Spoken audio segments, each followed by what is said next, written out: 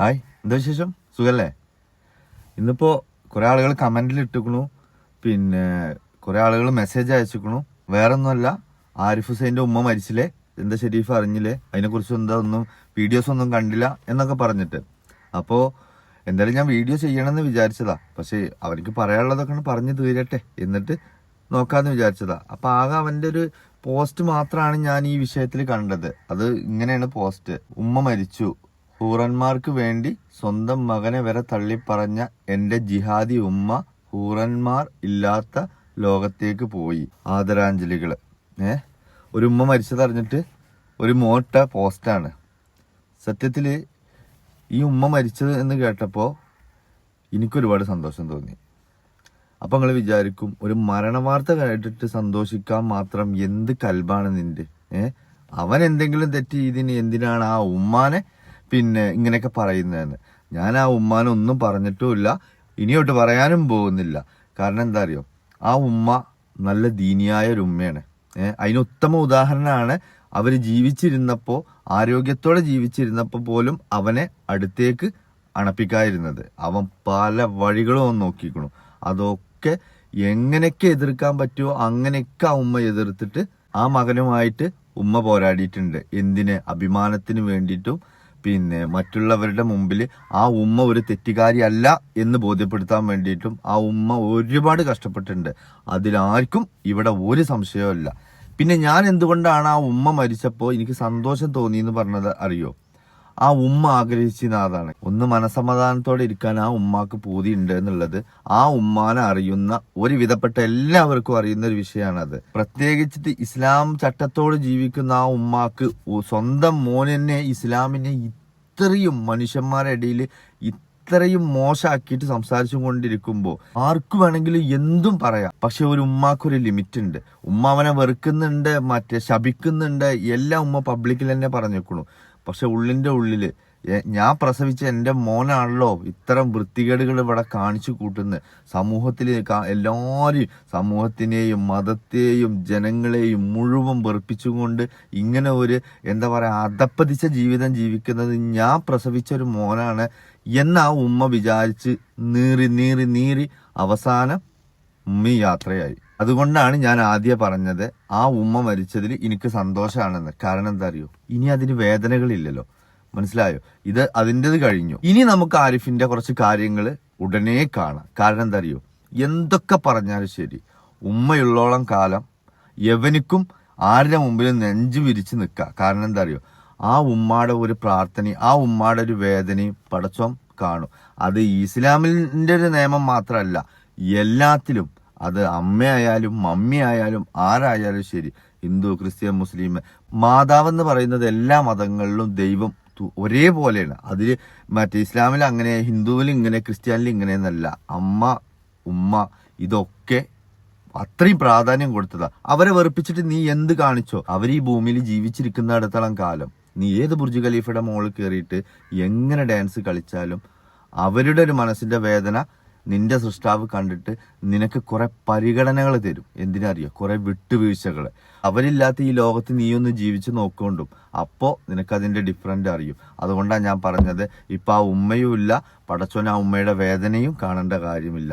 ഇനി ആരിഫിന്റെ കാര്യങ്ങളിൽ പലതും നമുക്ക് പല തരത്തിൽ നമുക്ക് കാണാം. ആരിഫ് വിചാരിക്കണത് വേറെ ഒന്നുമല്ല. എന്തറിയോ, ഖുർആന്റെ 2 ആയത്ത് എടുത്തിട്ട് അതാണ് ഓതുക. കാരണം മുമ്പ് മുസ്ലിം മതത്തിൽ ഉണ്ടായിരുന്ന ഒരാളാകൊണ്ട് അവർക്ക് ഖുർആന് ഓതാൻ കഴിയും. അപ്പൊ അതുകൊണ്ട് എന്ത് ചെയ്യും, അവൻ ആ 2 വരി ഓതും. എന്നിട്ട് എന്ത് ചെയ്യും, അതിനൊരു തെറ്റായ അർത്ഥം വെക്കും. ഇത് കേൾക്കുന്ന സംഘികൾക്കും പിന്നെ കൃസംഘികൾക്കും അതുപോലെ തന്നെ നിരീശ്വരവാദികൾക്കും എല്ലാവർക്കും റീച്ച് ഉണ്ടാക്കാനും സന്തോഷിക്കാനും ആരിഫിനൊരു വകയാണുണ്ട്. പക്ഷെ ആരിഫിന്റെ എത്ര കാലത്തെ ക്ലാസ് കൊണ്ട് ഒരാളെങ്കിലും സത്യം മനസ്സിലാക്കി ഞാൻ ആരിഫിന്റെ പുറകെ കൂടി ഞാൻ ഇസ്ലാം ഒഴിവാക്കി എന്ന് പറഞ്ഞു വന്നിട്ടുണ്ടോ? അവന്റെ ഫോൺ കോളിന്റെ കാര്യമല്ല. അവന്റെ ഫോൺ കോൾ എന്ന് പറഞ്ഞിട്ടുണ്ടെങ്കിൽ ഒരു നാരങ്ങ സോഡ വാങ്ങിക്കൊടുത്തു കഴിഞ്ഞിട്ടുണ്ടെങ്കിൽ അവൻ പറയുന്നതെല്ലാം പറയാൻ റെഡി ആയിട്ടുള്ള സംഖ്യകൾ അവന്റെ കൂടെ തന്നെ ഉണ്ട്. ഓരോരുത്തരും അവന്റെ ഫോണിക്കൊക്കെ വിളിച്ചിട്ട് ഞാൻ ഇന്നെ മോലിയരാണ്, മൊല്ലാക്കയാണെന്നൊക്കെ പറഞ്ഞ അവനക്ക് ആരിഫിന് ഫോൺ വരാറുണ്ട്. എന്നിട്ടോ അവര് സലാം പറയുന്നതും അവർ അള്ളാന്നുള്ള പേര് ഉച്ചരിക്കുന്നത് കാണുമ്പോൾ തന്നെ നമുക്കറിയാം ഇത് എവിടുത്തെ മൂല്യരാണെന്ന്, അത് ഷാഹിത്തെ മൂല്യരാണെന്നുള്ളത് ഒരുവിധപ്പെട്ടവർക്കൊക്കെ അറിയാം. ഇനി ഞാൻ നിങ്ങൾക്ക് ആരിഫ് ഹുസൈന്റെ ഒരു ഇത് കാണിച്ചു തരാം, ക്ലിപ്പ് കാണിച്ചു തരാം കേട്ടോ. അതൊന്നും നിങ്ങൾ കേട്ടോക്കെ. അതോടെ വരുന്നുണ്ട് അടുത്തത്. അതെന്താണ്? ഈ ലോകം മുഴുവൻ ഇസ്ലാമിന്റെ കീഴിലേക്ക് വരുന്നത് വരേക്കും നിങ്ങൾ യുദ്ധം ചെയ്തുകൊണ്ടേയിരിക്കുക. ഇതാണ് ഇസ്ലാം പഠിപ്പിക്കുന്നത്. അതിനവർ ഉപയോഗിക്കുന്ന വാചകങ്ങളാണ് ഈ പറയുന്നത്. ഓരോ ഇസ്ലാമിക് ജനറലും ഉപയോഗിക്കുന്ന വാചകങ്ങളാണ് ഈ പറയുന്ന സാധനങ്ങൾ. അടുത്തത്, നബിയെ സത്യനിഷേധികളോടും, അതായത് യാ അയ്യുഹൻ നബിയു ജാഹിദുൽ കുഫാറ, ഇതാണ് പറയുന്നത്. ജിഹാദ് ചെയ്യുക. ആർക്കെതിരെ? കാഫിറുകൾക്കെതിരെ. എന്താണ് അതുകൊണ്ട് ഉദ്ദേശിക്കുന്നത്? എന്താണ് ആ ജിഹാദ്? കപട വിശ്വാസികളോടും സത്യനിഷേധികളോടും സമരം ചെയ്യുക, അവരോട് പരുഷമായിട്ട് പെരുമാറുകയും ചെയ്യുക. അവർക്കുള്ള സങ്കേതം നരകമത്രേ. നമ്മളിത് പറയുമ്പോൾ വിശ്വാസികൾ ഏറ്റവും കൂടുതൽ എടുത്തോണ്ട് വരുന്ന ഒരു സാധനമാണ്, അയൽവാസി പട്ടിണി കൊടുക്കുമ്പോൾ വയറ് നിറച്ച് ബിരിയാണി തിന്നരുത് എന്ന് പറഞ്ഞ മതമാണ് ഇസ്ലാം എന്നാണ് ഇവർ പറയാ.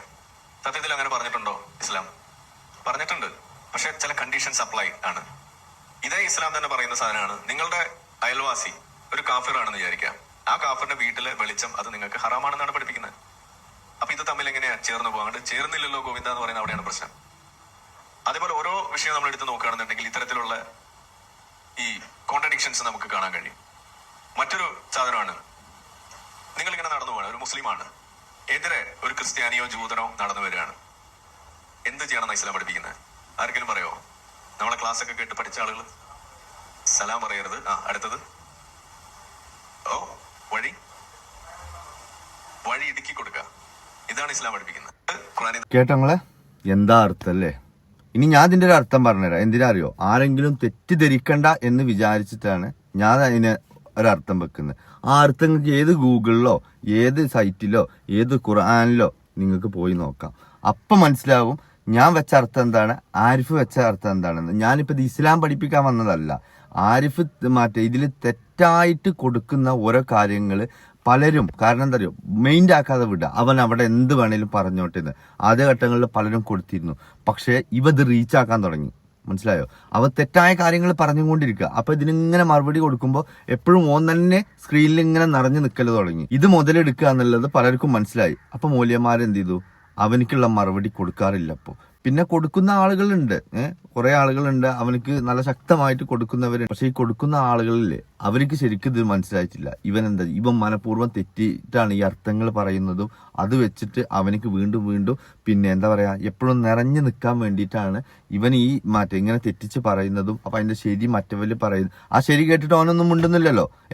അങ്ങനെയല്ല, ഇങ്ങോട്ട് വരും, നമുക്ക് മുഖാമുഖം ഫേസ് ടു ഫേസ് ഇരുന്ന് സംസാരിക്കാന്ന് പറഞ്ഞാൽ വേണ്ടി ഓ പറയും. എങ്ങനെ? നിങ്ങൾ വരി, അവിടേക്ക് വരി, ഇവിടേക്ക് വരി. അവനെ വിളിച്ചാവൻ വരൂല. കാരണം അവനക്കറിയാം ഫേസ് ടു ഫേസ് ഒന്നും ഇരുന്നിട്ട് ഒരു മൂല്യന്മാരെ അടുത്ത് മൂല്യരും കാതേരും ഒന്നും വേണ്ട. എന്നെ പോലത്തെ സാധാരണക്കാർ ഒരു പഞ്ചായത്തിൽ പേരുള്ള ഒരാളുടെ മുമ്പിൽ എനിക്ക് ദീന് പറയാൻ കഴിയും, ഖുർആൻ അർത്ഥം വെക്കാൻ കഴിയൂല. അതെന്തുകൊണ്ടാ വെച്ചിട്ടുണ്ടെങ്കിൽ അവൻ എല്ലാം ഓപ്പോസിറ്റാ പറയുന്നത്. ഞാൻ വിഷയത്തിന് തന്നെ മാറുന്നില്ല. ഞാൻ നിങ്ങളോട് പറഞ്ഞു ഞാൻ നിങ്ങൾക്ക് ഒരു അർത്ഥം വെച്ച് തരാന്ന്. ആ ആയത്ത് ഇപ്പം ഇവിടെ ഓതിയ ആയത്ത് തന്നെയാണ്. അതിന്റെ അർത്ഥം അവൻ ഇപ്പൊ ഇവിടെ പറഞ്ഞില്ലേ, ഇത് രണ്ടിനും തന്നെയാണ് ഞാൻ അർത്ഥം വെക്കാൻ പോണത്. അതൊന്നും നിങ്ങൾ കേട്ടിട്ട് നിങ്ങളുടെ അഭിപ്രായം എന്താ വെച്ചെങ്കിൽ നിങ്ങളൊന്ന് കമന്റ് ഇടുകൊണ്ടു.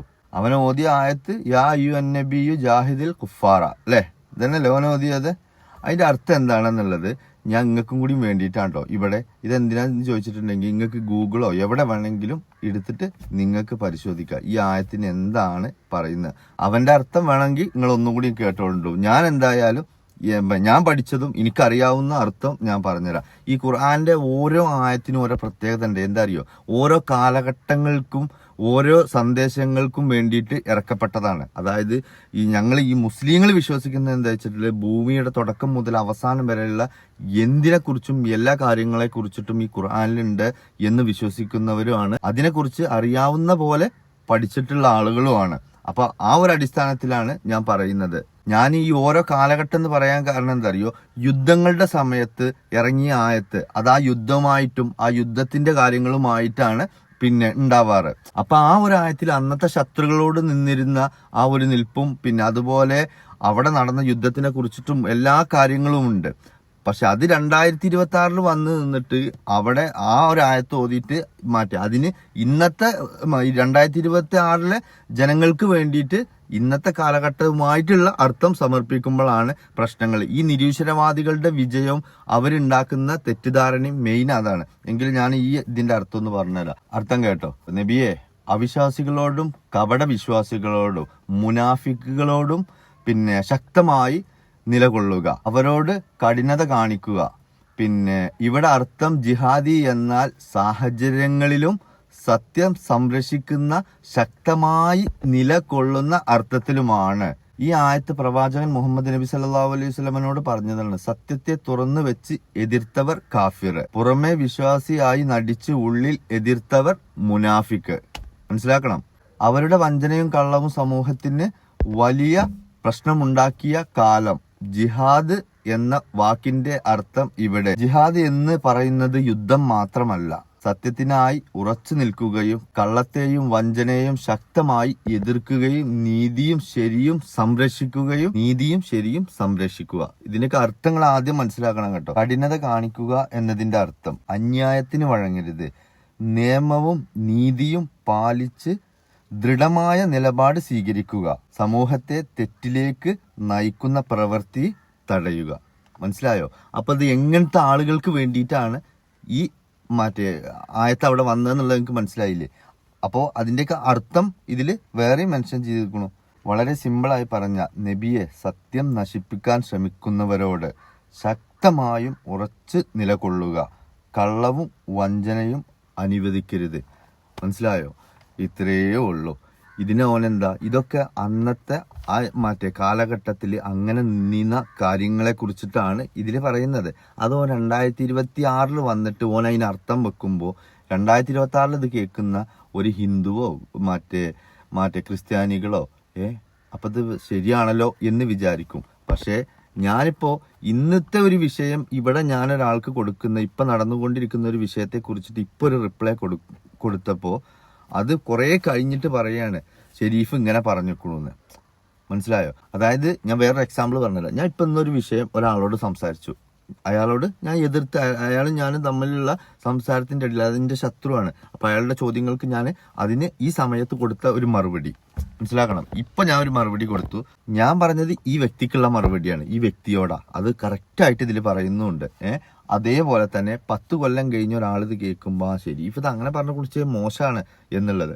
പക്ഷെ ആ ആൾ എന്ത് ചെയ്തു, ആ ആളോട് എന്തിനാണ് ആ മറുപടി പറഞ്ഞതെന്നുള്ളത് പറയുന്നില്ല. ഞാൻ പറഞ്ഞു എന്ന് മാത്രമേ ഉള്ളൂ. അപ്പൊ അതാ പറയണേ. എന്നിട്ട് നിങ്ങൾക്ക് ഇതിന്റെ അർത്ഥം വെച്ചത് കേട്ടിട്ട് നിങ്ങൾക്ക് നിങ്ങളുടെ ബുദ്ധിയിൽ എന്താണോ മനസ്സിലായേ അത് നിങ്ങൾ എടുത്തോ. ആരിഫ് പറഞ്ഞതും ഖുർആൻ പറഞ്ഞതുമായിട്ട് യാതൊരു ബന്ധവുമല്ല. അവനെന്ന് പറഞ്ഞു കഴിഞ്ഞിട്ടുണ്ടെങ്കിൽ ഇപ്പൊ കണ്ടില്ലേ, ഒരു സ്വന്തം ഉമ്മ മരിച്ചിട്ട് അവന് എഴുതിയൊരു വാക്കാണ് ഇപ്പൊ അത്. മനസ്സിലാക്കണം നിങ്ങള്.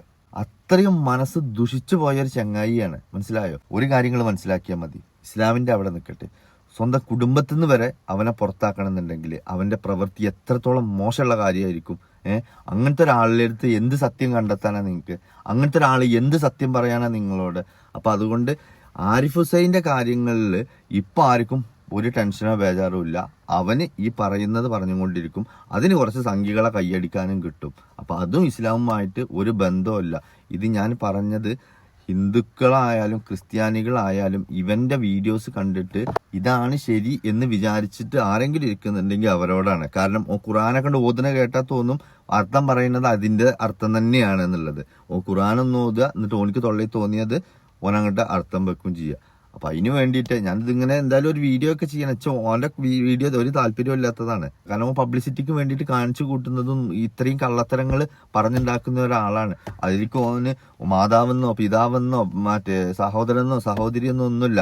ആരിനെ അവർക്ക് ഇസ്ലാമിന്റെ പേരിൽ അപമാനിക്കാനും പിന്നെ രംഗത്തേക്ക് വലിച്ചിടാൻ കഴിയോ അവരൊക്കെ അവൻ വലിച്ചിടും. അതിനൊന്നും അവനക്ക് മടിയില്ല. അപ്പൊ അവന് നമ്മളുടെ പേരിൽ ഇങ്ങനെ കേറി പോവുക എന്നുള്ളതും ഈ വരുമാനം അങ്ങനെയാണല്ലോ കിട്ടുന്നത്. അപ്പൊ അതിന്റെ പുറകെ ആരും പോയിട്ട് വെറുതെ റിപ്ലൈ കൊടുക്കാനൊക്കെ ഉണ്ടാവും. ഇപ്പൊ ഞാൻ ഇൻസ്റ്റാഗ്രാമിൽ എടുത്ത് നോക്കിയപ്പോ ഉണ്ട് എന്റെ ഫോളോവേഴ്സിലെ 35 ആളുകൾ അവന്റെ പേജ് ഫോളോ ചെയ്തിരിക്കണു. ആ 35 പേര് ഇന്ന് ഞാൻ ഈ വീഡിയോ കഴിഞ്ഞിട്ടുണ്ടെങ്കിൽ ഞാൻ അൺഫോളോ ചെയ്യും. അത് ഒന്നും കൊണ്ടല്ല, ഇതൊക്കെ കേൾക്കാനും ഇതൊക്കെ അവന്റെ കേൾക്കുന്നത് മാത്രമല്ല, അവനെ ഫോളോ ചെയ്തിക്കണു.